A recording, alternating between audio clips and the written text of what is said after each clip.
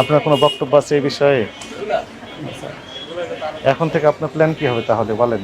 প্রত্যেক মাসে একবার করে ওষুধের সার্চ করবেন, চার্জ করে মেয়াদোত্তীর্ণ ওষুধগুলো বের করে আলাদা বক্সে রেখে দেবেন এবং বিক্রি করার সুযোগ নেই, থাকবে না।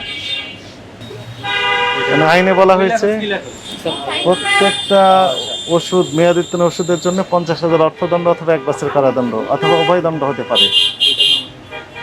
এখন 36 প্যাকেট পেলাম, পরে আরেক প্যাকেট পাওয়া গেল, তাই না? জি স্যার। তাহলে 36 আকুচেক, এটাও মেয়াদোত্তীর্ণ, এপ্রিলে মেয়াদ শেষ, তাই না? এপ্রিলে মেয়াদ শেষ। ডায়াবেটিক্স স্ট্রিপ, সেটাও মেয়াদ শেষ। 37 প্যাকেট হলো। এখানে 100টা না 50টা আছে? 50।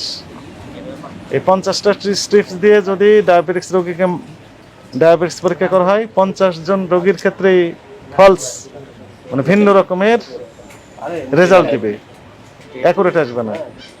ডায়াবেটিক্স রোগীর রেজাল্টটা, টেস্টের রেজাল্টটা অ্যাকুরেট আসা খুব জরুরি। আপনাকে সতর্কতামূলকভাবে 50,000 টাকা জরিমানা আরোপ করা হলো। এরপরেও যদি একই অপরাধ করেন তাহলে সর্বোচ্চ দণ্ড দ্বিগুণ দণ্ড হবে।